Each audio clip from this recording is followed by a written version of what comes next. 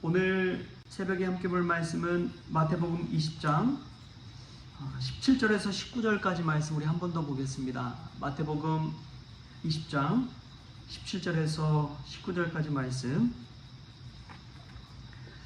우리 한 목소리로 읽겠습니다. 예수께서 예루살렘으로 올라가려 하실 때에 12제자를 따로 데리시고 길에서 이르시되 보라, 우리가 예루살렘으로 올라가노니 인자가 대제사장들과 서기관들에게 넘겨짐에 그들이 죽이기로 결의하고 이방인들에게 넘겨주어 그를 조롱하며 채찍질하며 십자가에 못 박게 할 것이나 제3일에 살아나리라. 아멘. 할렐루야. 말씀 가운데 귀한 은혜가 저와 여러분의 있기를 소망합니다. 어제 이제 책을 읽는데 이중표 목사님에 관한 책을 좀 오랜만에 읽었습니다. 나는 죽어도 행복합니다 라는 국민일보에서 나오는 책인데요, 거기에 보면은 별세에 관해서 이런 이야기가 나옵니다. 죽은 자는 말이 없다. 죽은 자는 걱정하지 않는다. 죽은 자에게는 모든 것이 끝이다. 별세의 신앙은 미련 없이 세상을 떠나는 믿음이다. 이 세상에 대해 노터치를 선언하는 것이 별세의 은혜이다. 우리는 지금까지 천국에서 파송한 선교사의 사역을 감당했을 뿐이다.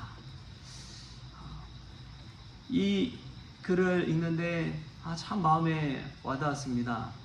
우리가 살아가면서 근심 걱정하잖아요. 염려하고 두려움 가운데 휩싸일 때도 있지요.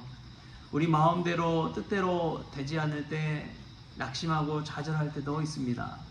그러나 예수 안에서 죽은 자에게는 걱정 근심이 없습니다. 내 자존심이 상할 이유도 없고 말도 없지요. 희노애락을 떠나서 죽은 자에게 가지고 있는 특징을 보면 예수님으로 말미암아 크리스천이 된 이들에게 이런 똑같은 특징이 있어야 됨을 항변하고 있습니다. 우리가 오늘 이 말씀 속에서도 십자가의 죽음에 관한 메시지를 예수님께서 하고 있는 것을 보게 됩니다. 무려 3번이나 이야기하는 것은 십자가가 그만큼 중요하기 때문에 그런 것이죠. 존 스토트의 그리스도의 십자가라는 책을 보면요, 두께가 막 이만한데 되게 두꺼운 책이에요. 근데 십자가의 의미에 관해서 얼마나 깊이 있게 이야기하고 있는지 모릅니다. 십자가라는 주제 하나만 가지고도 그렇게 책 한 권이 두껍게 나오는 거예요. 그가 첫 번째로 이야기한 것이 무엇이냐? 예수님 사역을 전체로 이야기하면 십자가 이야기로 다 초점이 모아진다고 이야기합니다.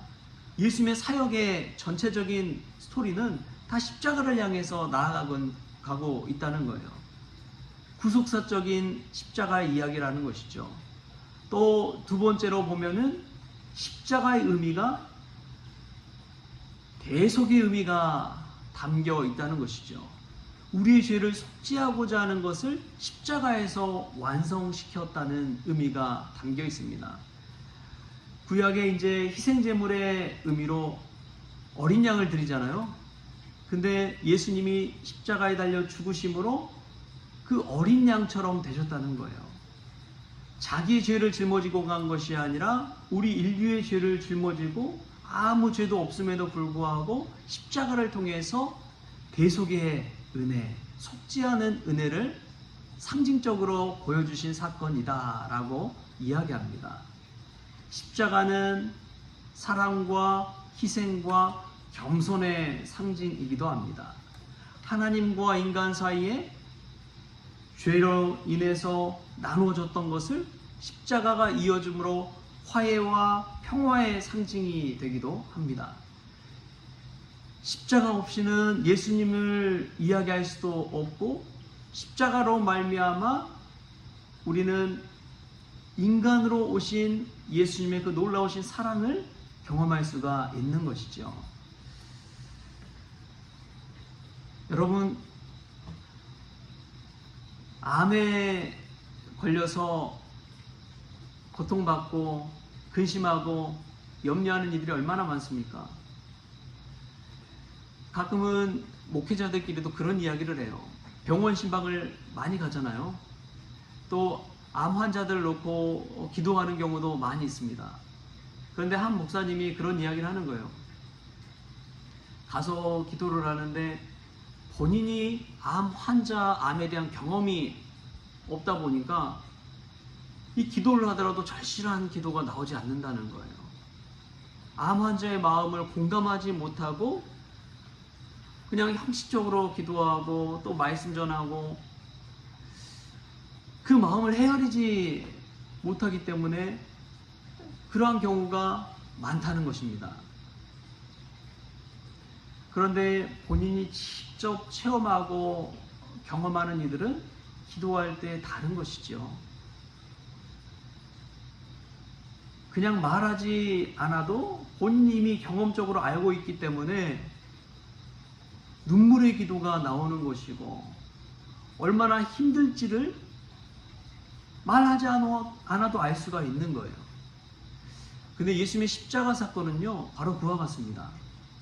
인간의 고통과 인간이 살아오면서 경험할 수 있는 그 아픔과 먹고 마시며 살아갈 수밖에 없는, 그러기 위해서 생명을 살리기 위해 본인이 감당해야 되는 그 무거운 짐들을 예수님께서 하늘 보좌를 버리시고 이 땅 가운데 인간의 육신을 입고 와서 직접 경험한 그 일이 바로 예수님의 성육신 사건이고 십자가 사건이라는 것입니다. 예수님이 인간이 되셨어요. 하나님의 아들이 인간이 되셨어요. 있을 수가 없는 일이 일어난 것입니다. 왜 그렇습니까? 우리를 향한 사랑 때문에 그렇다는 거예요. 직접 인간이 되심으로 참 인간, 참 하나님으로서 십자가를 지신 것이죠. 그 십자가를 보면은 도저히 이해가 되지 않고 있을 수 없는 것입니다.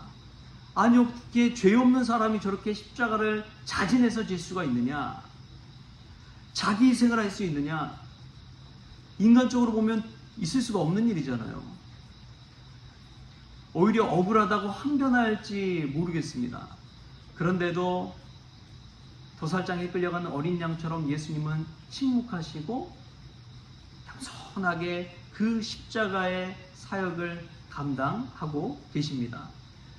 이 십자가의 의미가 얼마나 무궁무진한지 모릅니다. 그래서 예수님은 오늘도 십자가의 죽으심을 제자들에게 알려주시는 것이죠. 여러분, 복음의 순서가 있습니다. 복음은 십자가와 부활로 압축해서 이야기할 수가 있는데 십자가가 항상 먼저 옵니다. 그 다음에 부활의 영광이 있는 거예요. 그런데 믿는 자들은 사실은 십자가보다도 고생보다도 자기 희생보다도 부활의 영광만을 누리기를 원합니다. 은혜만을 누리기를 원해요. 자기의 십자가는 지지 않으면서도 우리 주님의 대속의 은혜를 체험하고 십자가의 사랑을 체험하고 부활의 영광을 누리기를 원하는 마음이 우리 가운데 있는 거예요. 그러나 이 복음의 순서는 늘 십자가가 먼저 옵니다. 십자가의 죽음 이후에 부활의 영광도 있는 것이지요. 여러분, 이 진중한 메시지를 예수님께서 3번이나 제자들 앞에 하고 있습니다. 그러면서 중간중간에 그러잖아요. 너희도 날마다 자기 십자가를 지고 나를 따르라. 예수님이 십자가 지고 나아가신 것처럼 제자들도 자기 십자가를 지라는 거예요. 이 말인즉슨 우리에게 똑같이 해당되는 말씀입니다. 우리가 예수님을 따를 때 자기의 십자가를 지고 주님을 따르라고 하는 거예요. 여러분, 사실은 우리는 각자의 십자가가 다 있습니다. 말 못한 십자가가 다 있습니다. 누구에게도 털어두지 못하는 그 십자가가 다 있습니다. 아무도 알아주지 못하는 십자가가 있습니다. 앞에서는 우리도 웃고 이야기하고 신실해 보이지만 보이지 않는 십자가가 다 각자마다 있는 거예요. 마치 집안, 가족, 형제 중에 아픈 손가락이 어디나 하나씩 있기 마련이잖아요. 모든 인간에게는 결점이 다 있잖아요. 그 십자가를 지고 주님을 따르라는 것이지요. 그 십자가의 의미를 오늘 이 말씀, 짤막한 말씀이지만 이 말씀 가운데 되새겨보면 좋겠습니다. 그래서 나도 주님을 따를 때 나의 십자가를 지고 따르는 것, 고난과 수치와 아픔과 그 질곡 가운데 그 십자가를 지고 주님을 따르는 삶, 여러분 그러한 삶을 살아가고 있습니까? 예수님 제대로 믿고 따르고 있다는 사실을 기억하십시오. 내 세상에서 좋은 것만 추구하며 산다는 것은 내 십자가를 때로는 내려놓는 것과 같아요. 우리가 예수님의 십자가의 중요성을 다시금 생각해 보면 좋겠습니다. 예수님의 복음의 메시지 중에 또 한 축을 가지고 있는 게 부활입니다. 이 부활이 없이는 기독교를 설명할 수가 없어요. 부활이 없이는 교회도 생겨날 수가 없었습니다. 우리가 십자가만을 때로는 강조하고 있지만 십자가만큼 중요한 것이 부활입니다. 부활에서 예수님의 사역이 완성되기 때문에 그래요. 다시 살아나는 것 없이는 예수님의 메시지가 완성될 수가 없었습니다. 부활하는 그 다시 살아나는 것 때문에 예수님의 제자들이 사도들로 변화되었습니다. 부활은 진실이기 때문에, 사실이기 때문에 기독교가 이만한 힘과 능력과 파급력을 가지고 이때까지 올 수가 있었던 것이죠. 부활이 거짓말이었다면 제자들이 순교할 수가 없어요. 그 겁쟁이 제자들이 어떻게 순교를 합니까? 고문당하면은 사실 거짓이었다고 다 자백할 수밖에 없는 그러한 사람들이 제자들이었잖아요. 그럼에도 불구하고 끝까지 죽음 가운데서 예수님의 부활을 증거한 이들을 보면 이 부활 자체가 사실이라는 것을, 진실이라는 것을 깨닫게 해주는 것입니다. 한두 명도 아니고, 또 예수님의 형제들도 보면 완전히 살아생전에, 십자가 이전에 형제들은 예수님을 비난하는 사람들이었잖아요. 근데 예수님 부활하신 이후에 야고보도 그렇고 유다도 그렇고 예수님이 그리스도임을 부활하심을 통해 완전히 믿게 된 거예요. 그리고 이제 이전과 돌변해서 예수님을 그리스도로 증거하는 크리스천의 삶을 살아가게 된 것이죠. 부활이 없이는 기독교는 없습니다. 예수님이 그리스도라는 것을 완성시켜 준 것이 부활입니다. 근데 요즘 보면 우리 한국교회가 이 부활의 능력을 잃어버린 것 같아요. 부활의 영광을 잃어버리는 것 같아요. 부활을 이야기하면은 상식에서 벗어난다 생각하고 자꾸만 쉬쉬하고 부활절이나 돼야지 그냥 달걀 먹으면서 부활의 의미를 그냥 상징적으로 기념적으로 이야기하고 말잖아요.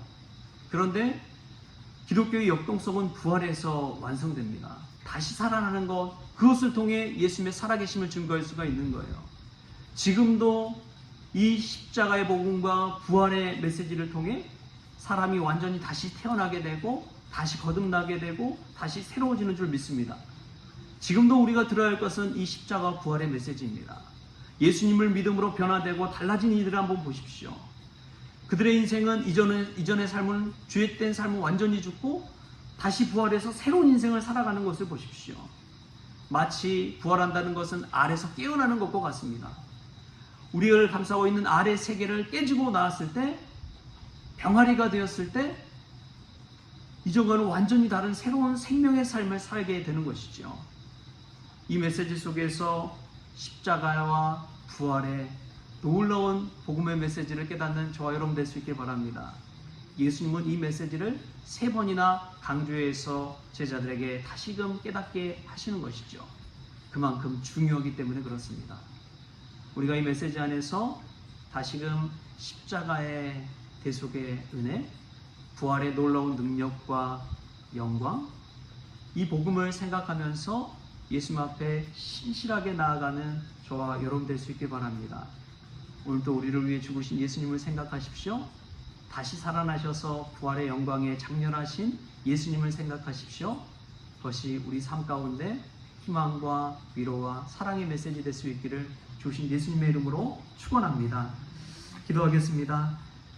좋으신 하나님 감사합니다. 우리가 예수님을 믿을 때 십자가를 잃어버릴 때가 얼마나 많은지요.